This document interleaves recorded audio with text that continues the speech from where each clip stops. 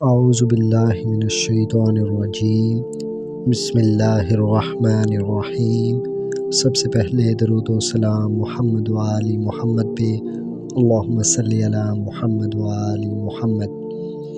آج کی ہماری ویڈیو کا موضوع بہت ہی خاص ہے۔ آج کی ویڈیو میں ہم بات کریں گے مرشد کامل کی کیا پہچان ہے، کیا مرشد کامل جب اس دنیا سے پردہ فرما جائے تب بھی وہ آپ کی مدد کر سکتا ہے یا نہیں کر سکتا ہے۔ مرشد کامل کو کیسے پہچانیں؟ کیا جو اولیاء اللہ اس دنیا سے چلے گئے ہیں ہم آج بھی ان سے فیض یاب ہو سکتے ہیں، ان سے روحانی طور پہ بیعت ہو سکتے ہیں یا نہیں؟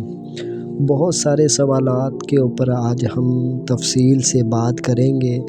جڑے رہیے گا آپ ہمارے ساتھ، اور میں آپ کو میرے ساتھ جو ہونے والا واقعہ ہے وہ بھی بتاؤں گا، اور میری اور سرکار گوہر شاہی مرشد کریم مدظل العالی رحمۃ اللہ تعالی علیہ کی اویسی طور پہ میں ان سے بیعت کیسے ہوا، انہوں نے میری رہنمائی کیسے کی، اور اب تک وہ کیسے میری رہنمائی کر رہے ہیں۔ میرے ساتھ جو واقعہ ہوا وہ بھی میں اس کے بارے میں بھی ڈیٹیل سے تفصیل سے بات کروں گا آپ کے ساتھ انشاءاللہ تعالی۔ تو سرکار سیدنا ریاض احمد گوہر شاہی مدظل العالی مرشد کریم رحمۃ اللہ علیہ کی جو وفات ہوئی وہ 25 نومبر 2001 کو مانچسٹر میں نمونیا کی وجہ سے سرکار اس دنیا سے وصال فرما گئے، اور 2001 کی میری پیدائش ہے۔ سمجھ لیں 2001 میں سرکار کی وفات ہوئی اور 2001 کی میری پیدائش ہے۔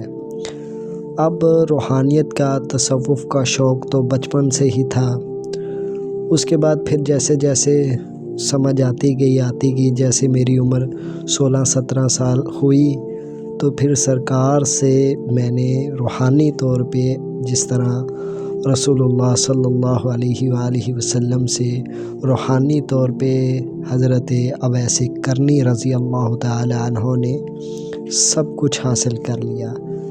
ظاہری طور پہ آپ کی ملاقات رسول اللہ صلی اللہ علیہ وآلہ وسلم سے نہیں ہوئی، لیکن باطنی طور پہ آپ نے رسول اللہ صلی اللہ علیہ وآلہ وسلم سے تمام تر فیض حاصل کیا اور اپنی تمام تر منازل کو طے بھی کیا باطنی طور پہ۔ اسے کہتے ہیں اویسی بیعت، یعنی ظاہری طور پہ ہم نہیں ملے، اور اب آپ دیکھ لیں کہ 2001 میں ان کی وفات ہو رہی ہے اور 2001 کی میری پیدائش ہے۔ اب جیسے ہی مجھے سمجھ آئی، یعنی میری عمر 16-17 سال کی ہوئی، یہ بات ہے 2018 کی یا 19 کی۔ اب سرکار سے روحانی طور پہ میں نے پھر ذکر لیا۔ ذکر لینے کے بعد اب میں رہتا ہوں یہاں گاؤں میں۔ اب گاؤں میں یہاں یہ گرمیوں کی بات تھی کہ میں جب اب گھر میں تو میں اتنا ذکر کر نہیں سکتا تھا، تو پھر میں چھت پہ سوتا تھا اکیلا۔ اب جب سب سو جاتے تھے پھر میں ذکر جہر کرتا تھا، یعنی زور زور سے اللہ کی ضرب اپنے دل پہ لگانی اور ہو کی ضرب اپنی روح کے اوپر لگانی، یعنی بائیں جانب جو ہمارا دل ہے اس کے اوپر ضرب لگانی اللہ، اور دائیں جانب جو ہماری روح ہے اس کے اوپر ضرب لگانی ہو کی۔ اسی طرح میں زور سے اللہ کا ذکر کر رہا تھا۔ سرکار سے پہلے ذکر کی اجازت ذکر قلب کی لی ہوئی تھی۔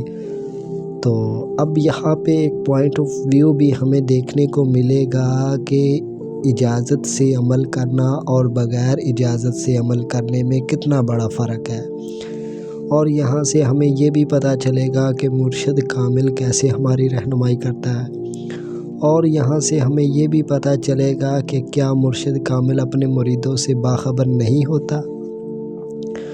اب میں جیسے ہی ذکر کر رہا تھا، اب یہاں سے دیکھیں کہ اگر ہم کسی سے بغیر پوچھے، بغیر کسی کو بتائے، بغیر کسی استاد کے کوئی عمل کریں تو شیاطین کیسے ہمیں نقصان پہنچاتے ہیں۔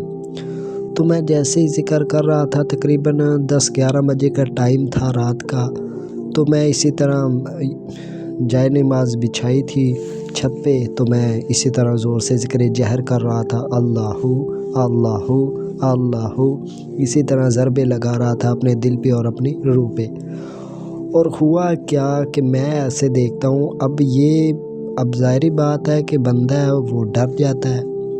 تو میں نے کیا دیکھا، وہ حالانکہ وہ تھا بھی پہلی دفعہ میرے ساتھ ایسا ہوا، اب تو ماشاءاللہ سے کافی روحانی معاملات میں ترقی ہو چکی ہے، کافی ان سب چیزوں کے معاملات بہت سارے گزر چکے ہیں۔ تو میں یہ شروع کی بات بتا رہا ہوں اپنی، جب میں یعنی یہ کہہ لیں کہ شروعات ہی تھی، ابھی مجھے اتنا نالج نہیں تھا ان سب چیزوں کے بارے میں۔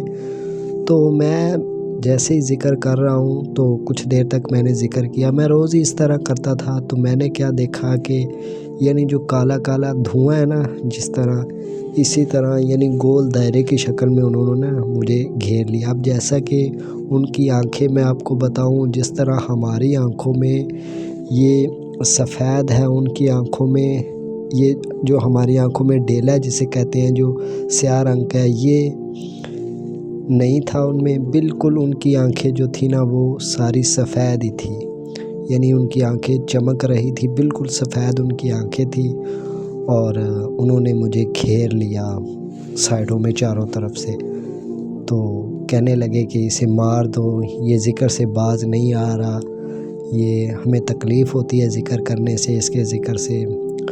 تو میں اس وقت تھا بھی بچہ، ابھی نیا عملیات میں تصوف میں آیا تھا، تو میں تو کافی پریشان ہوا۔ میں نے کہا لو جی، یہ میری زندگی کا آخری دن ہے، بھئی پہلی دفعہ ان سب چیزوں کو دیکھا میں نے، تو میں کافی پریشان ہوا۔ تو اب دیکھیے پریشانی کے عالم میں کیسے مرشد کریم ہماری رہنمائی کرتے ہیں۔ اگر کوئی مرشد کامل ہو تو میں نے ابھی میں نے سرکار کو زبان سے نہیں پکارا، میں نے صرف دل میں ہی نام لیا تھا کہ سرکار اب میں مصیبت میں ہوں۔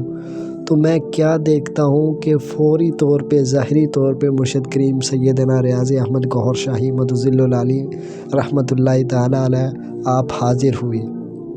تو آپ نے پھر ان کو بھگایا اور پھر مجھے کچھ باتیں وغیرہ تلقین کی ظاہری طور پہ، کہ پھر کچھ باتیں ہوتی ہیں رازداری کی، تو پھر انہوں نے وہ سارے معاملات میرے دیکھے اور مجھے ان سے میری جان چھڑوائی۔ تو یہ بات کرنے کا صرف مقصد یہ تھا کہ حضرت وارث شاہ عالم پناہ رحمۃ اللہ علیہ فرماتے ہیں کہ ماں جو ہے نا، ماں اپنے شیر خوار بچوں سے باخبر ہو سکتی ہے۔ جو چھوٹا بچہ ہے نا، ابھی پیدا ہوا ہے، اس سے ماں بے خبر ہو سکتی ہے، لیکن جو کامل مرشد ہے نا، وہ اپنے مریدوں سے کبھی باخبر نہیں ہو سکتا، چاہے وہ اس دنیا میں ہے چاہے وہ نہیں ہے۔ تصوف کی کتابیں تو میں نے پہلے ہی بہت پڑھی ہوئی تھی، اب یہ جو سرکار عالم پناہ وارث پاک رحمۃ اللہ علیہ کا یہ جو فرمان ہے، تو یہ میری سمجھ میں اس وقت آیا جب میں نے سرکار کو دل میں پکارا، تو انہوں نے میری مدد کی فوری طور پہ۔ اس کے بعد بھی ظاہری طور پہ سرکار کے ساتھ آسمانوں کی سیر ہوئی ہے، سرکار نے سارے معاملات دکھائے ہیں مجھے۔ تو بات کرنے کا، بتانے کا مقصد یہ تھا کہ اگر ہماری تڑپ، ہماری محبت سچی ہے، تو ہم جو اولیاء کاملین اس دنیا سے گزر چکے ہیں، ان سے ہم آج بھی فیض لے سکتے ہیں۔ مولانا روم رحمۃ اللہ علیہ فرماتے ہیں کہ جو اولیاء کاملین ہیں وہ ایک کعبے کی مانند ہے، جب آپ ان کی طرف رخ کر لیں گے تو سمجھ لیں آپ کو فیض ملنا شروع ہو جائے گا، آپ ان سے فیض حاصل کر سکتے ہیں۔ لیکن ہم آج فیض حاصل کرنے والا ہو تو وہ مولانا روم فرماتے ہیں کہ وہ بت سے بھی فیض حاصل کر سکتا ہے اگر کرنے والا ہو، تو یہ تو پھر اولیاء کاملین ہے۔ تو آج کے دور میں لوگ اس وجہ سے پریشان ہیں کہ جی ہمیں تو مرشد ہی نہیں مل رہا۔ بھائی خود تو مرشد کے قابل ہوں آپ، مرشد تو خود آپ کو مل جائے گا، مرشد خود مرید کو ڈھونڈتا ہے، یہاں پہ مرید مرشد کو ڈھونڈ رہے ہیں، مرشد ہی نہیں مل رہا۔ بھائی بات اس میں کیا کہ تمہارے اندر ہی کھوٹ ہے، تم اس قابل ہی نہیں ہو کہ مرشد کامل تمہیں ملے۔ تو بات کرنے کا میرا مقصد یہ تھا کہ آج بھی ہم روحانی طور پہ اولیاء اللہ سے فیض یاب ہو سکتے ہیں۔ اب دیکھ لیں کہ میری پیدائش 2001 کی ہے، سرکار کی جو وفات ہے وہ 2001 میں ہو چکی ہے، تو کیسے وہ اب تک میری رہنمائی کر رہے ہیں، مجھے فیض دے رہے ہیں، میری منازلیں طے کروا رہے ہیں، کیونکہ ان کی ڈیوٹی ہے یہ اللہ تک پہنچانا۔ تو یہ تھی ہماری آج کی ویڈیو، تفصیل کے ساتھ بات میں نے اس طرح سے کی ہے کہ آپ کو پتہ بھی چلے، ساتھ میں نے اپنا واقعہ بھی بیان فرمایا ہے کہ اس طرح جو مرشد کامل ہوتا ہے نا، وہ ہم اپنے مریدوں سے کبھی بھی باخبر نہیں ہوتا، ہر وقت وہ اپنے مریدوں پہ اس کی نظر ہوتی ہے، یعنی وہ ہر وقت اپنے مریدوں کی فکر میں ہوتا ہے۔